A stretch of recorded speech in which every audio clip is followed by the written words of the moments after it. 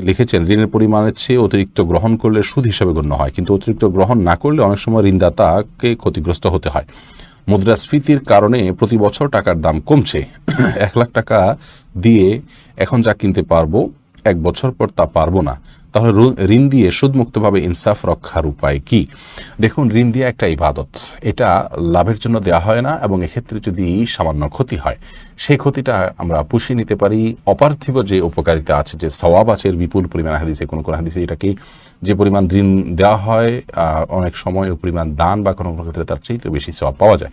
এই জন্য অপার্থিব উপকারিতা বিবেচনা করে এই ক্ষেত্রে ছাড় দেওয়া উচিত, অর্থাৎ ঋণ লাভ ছাড়া, লাভের চিন্তা না করে ঋণ দেওয়া উচিত। এবং এক্ষেত্রে আমার যদি মুদ্রাস্ফীতির কারণে কিছুটা ক্ষতি হয়, অফুরন্ত সওয়াবের মাধ্যমে সেটা পুষিয়ে যাবে ইনশাআল্লাহ বিদিনা। তবে সেই সাথে এটাও আমাদের মনে রাখতে হবে যে যিনি ঋণ নিয়েছেন, তিনি যার কাছ থেকে ঋণ নিয়েছেন পরিশোধের সময় তাকে যদি একটু বাড়িয়ে দেন সেটা উত্তম এবং সুন্নাহ, বিভিন্ন হাদিস দ্বারা সেটি বোঝা যায়। কোনো চুক্তি নেই, কিন্তু নিজে থেকে তিনি বাড়িয়ে দিয়েছেন, এটা প্রশংসনীয়।